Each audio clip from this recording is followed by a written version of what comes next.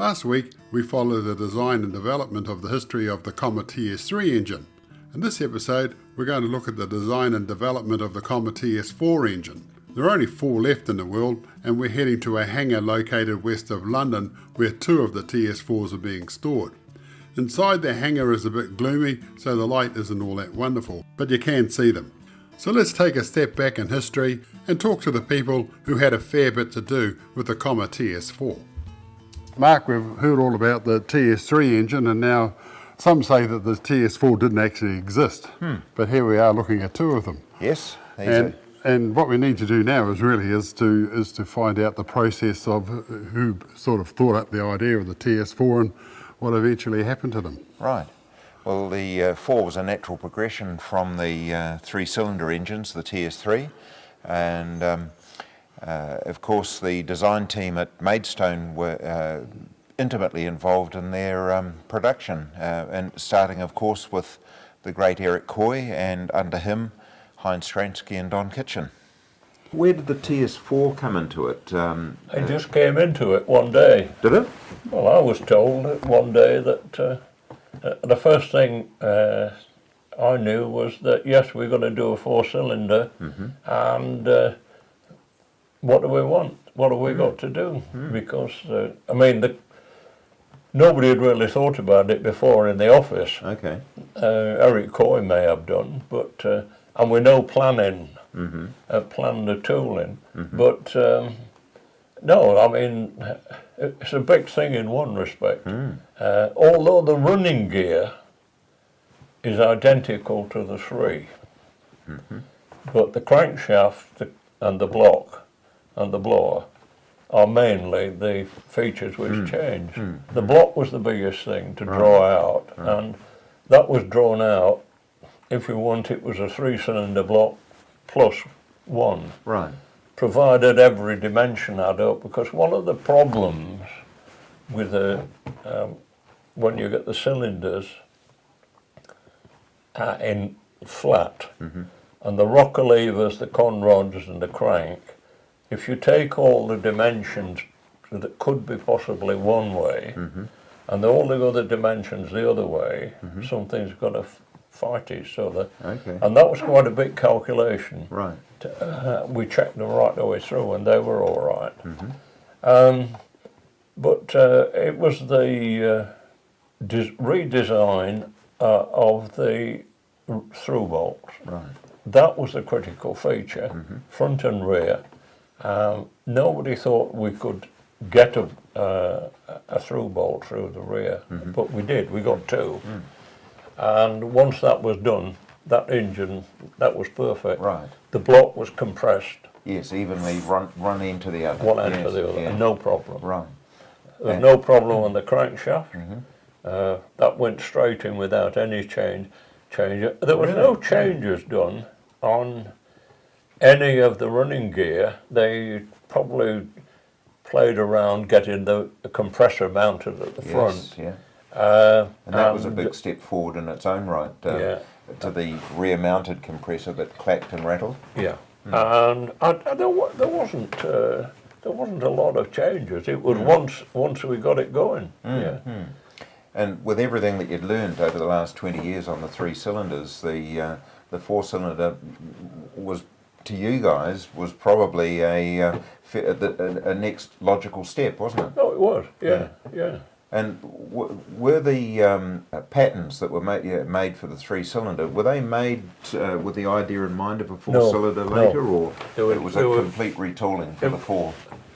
Well, the wooden patterns were new. The crankcase patterns were new. Right. And they went across to France. The tooling, I understand that in the early days when the 3-cylinder was planned by planning, some of the major jigs for the crankcase had enough space to put an extra cylinder on. Right. But a chap called Tommy Clay, he was the planning engineer, and he was responsible for that. Okay. Somebody could, in the very, very early days, have said, we possibly could put a 4-cylinder. Right. but not for 5-10 years or Right. something. Was there much of a design phase prior to Yeah, making the engine? yeah. There was a planning to get the drawings out first, Right. and then there was the pattern making stage, and then you get the company approval stage. Right. Well, the only thing that really had to be sorted was the machining of the crankcase, rocker covers, sump. Yeah. They were new. Yeah. The front cover was changed, I believe, slightly to mount the blower. I've got Right. to think. Yes, there was. Yes, because there was that big housing Yeah. that went around to Yeah. contain the viscous damper That's right. on the front of the The crank. top cover and the exhaust system. Right, right. Exhaust manifold. Right. They were new. Basic engine was not changed. Right. Which, I mean, when you think about it, the critical bit was the running gear, and that wasn't changed. And as far as the development of the 4 was concerned, it was very successful on test bed and No road problem. rehearsals. No problem. Right. No problem. Huge hours on test bed. And as far as the road rehearsal trucks are concerned, there was about 8 on the road, I think. No problems there either. No problems at all. No. Were you anticipating anything at all, or were you pretty confident that it would be bulletproof? I think when you're an engineer, you just take what's coming along. Right. As far as we were concerned, it was all right. Yes. I mean, we were still working on the production specification, and then they pulled the shutters down. Right. Right. But I mean, there was a lot more going on other things than The the TS4. Right. There was the 3-cylinder military side and all Yes. Yeah. In 1967, Chrysler became involved, took ownership of Roots. that. That's right.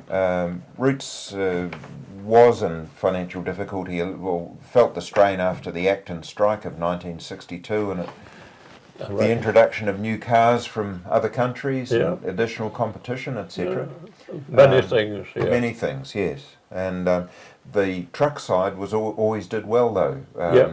And I've heard other opinions that the truck side was always in funds with sales. The trucks were always popular, but the profit made from the truck side was used to support the car side. Yeah. So if the TS4 had got to market 12 months ahead of time, do you think that would have made a difference? It could have done, yes. Yeah. It could have done. But on the other hand, you don't know. Don't know for sure. You don't know. Yeah.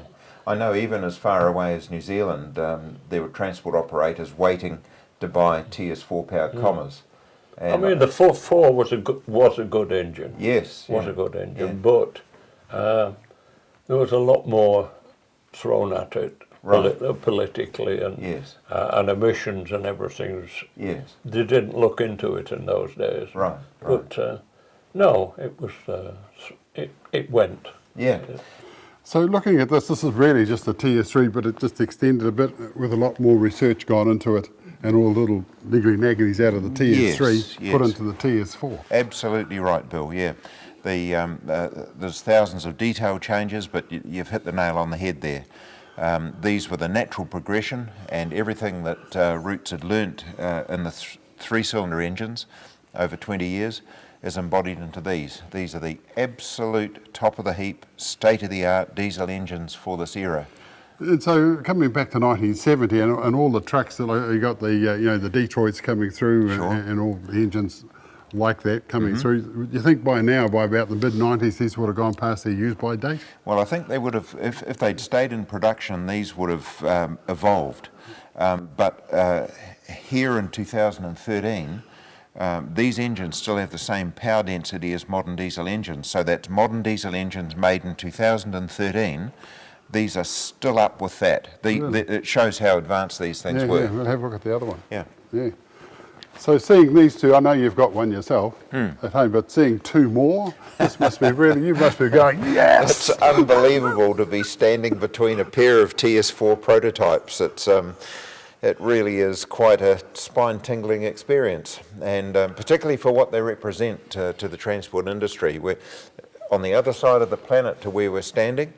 there were transport operators holding off on buying new trucks because they were waiting for Commers to come in with these TS4s. Sure. These two particular motors are just test. Yeah. They just. Yep. These are probably test bed engines, and I've got a little bit of history on them. The fact that they've survived is thanks entirely to Don Kitchen and Bill Seaman, two senior managers at Roots Diesel Engineering Division. They literally put their jobs on the line by making sure that the 4 engines were hidden away from the destruction process. So these are Mark 1s or Type 1? Stage 1s, yeah. Stage 1, yep. yeah. And stage 1s were like the TS3s with the blower on the front.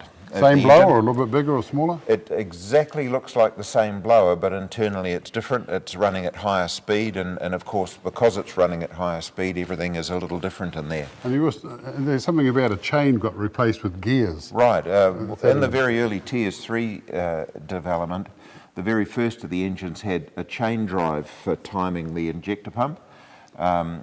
It was a wonderful system.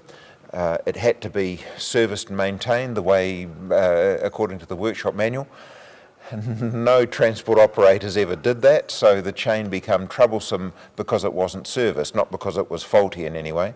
So they decided to go from chains to gears, and the gears were robustly done, very well made, and it was a sensible progression. Sure. Well, there they are, folks. And there's one more, which is the stage 2. Yes. Now is your particular engine a stage 1 as well? No, stage 1 like this. Okay. And mine's different to these two. Mine's a bit unique because the timing gear housing on mine doesn't contain this additional lump. You can see on this one where the drive gear comes out for the alternator or the power steering, or both. So these two are unique. There's 2 of these survive. My one is unique again, which is the only one with a multi-fuel pump. These are standard injector pumps. And the stage 2 that has the blower repositioned up here and the injector pump moved over, that's the only surviving one of those as well. So they're pretty much rare jewels. There you go, folks. Some people thought that these didn't actually exist. Well, there's 2 of them. Well, here we are in Leyland, and Leyland's up by Liverpool. If you look at a map of England, on the west coast is Liverpool, and not far from Liverpool is Leyland. And this is where they built all the Leyland trucks back in the day. But what's in here is the 3rd TS4, the Mark II, Mark. Stage 2, yep. And perhaps you'd like to run us through. I can see already that looking at this, it's a bit... Sure. There's something missing, which is out the front there. That's gone. Absolutely, yes. So perhaps just walk us through this. Sure. The design of the Stage 2 featured moving the scavenge blower from here and putting it up here. And it had the effect, as Bill says, of shortening up the overall length of the engine. And the reason for that, Mark? Oh, just so it would fit under the cab of the new so 100 series. From about here, it would be sticking out the back. Absolutely, yeah, yeah. And it was just a sensible move that they made to make the engine apply to the new cab design. And other than that, everything else is the same as the Stage 1 engines. And when Chrysler called a halt to the development of the TS4s, the only thing unresolved on the Stage 2 engine was this piece here that drives the scavenge blower. The design manager, Don Kitchen, at the time was not happy with the level of development that they'd reached, and he was intending to do more work so that there would be more cushioning between the drive gears and the blower to protect the blower. But other than that, it was production ready. So just tell us whether the blower was on the way out, and they're looking for something better? Yes, because they put the big lump off the front of the engine to be a big lump on the top of the engine, they looked at a smaller, more efficient blower so that they could reduce the size and height. And Conval built a prototype, a smaller blower, more efficient. And if these were to go into production, they would have gone to a smaller blower. So this mass here would be smaller, and it would fit under the cab much easier. And if they had gone ahead with this and it had started production, when we get through to about 1978, 1980, yep. they would have been refining and refining and Oh refining. yeah, goodness knows where this would have got. In its day, they were 200 horsepower, 465 foot-pounds of engine out of 287 cubic inch, and that was head and shoulders above anything of the day. And their fuel efficiency, the power density, these engines still match power density of modern diesel engines in 2013. So where they would have been in 78, 79, who knows? It's one story that we'll never know the answer to.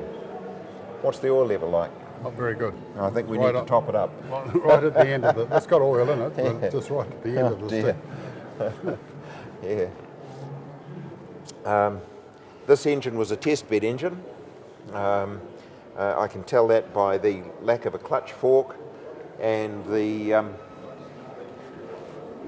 bypass pipe from the water pump to the thermostat housing is blanked off. So this never saw action in a truck for road rehearsals.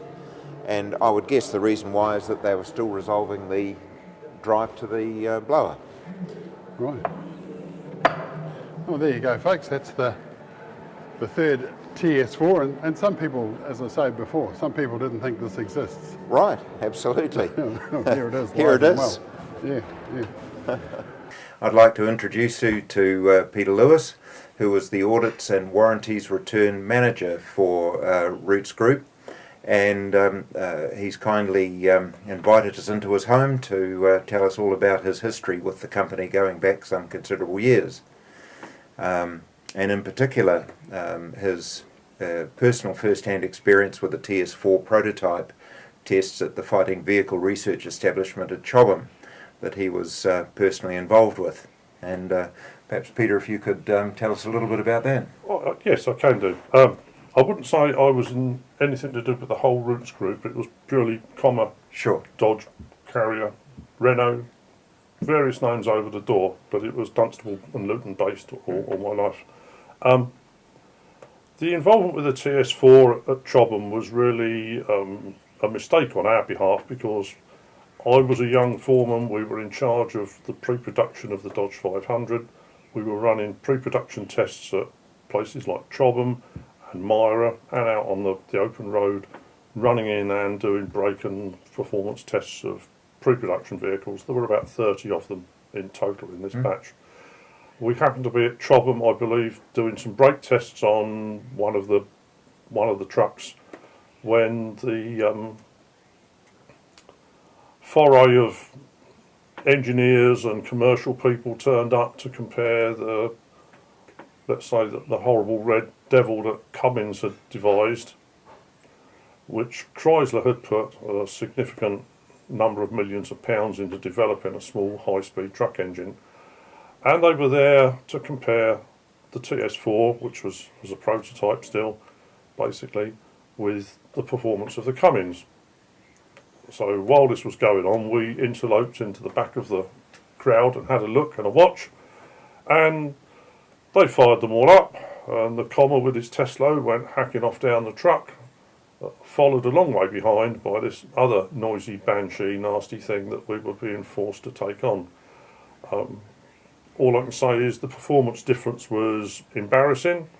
It was amazingly different, and it killed the TS4 on the spot, because Chrysler put so much money into the other company with Cummins that at Derby, where it sounded the death knell for what we already had, that was far, far way in front of anything they could produce. And we had to go with it, unfortunately, and that was the end of the poor old thing. So I was really there by mistake. We were doing something else, but being an auditor and being nosy, what's going on here? We'll have a look. And we had a good day. It was a sad day. And as far as the future of the TS4 is concerned, that, in your mind, consigned the thing to scrap, that because was the end it of was it. such an embarrassment to Chrysler. Yes, that's the way it went.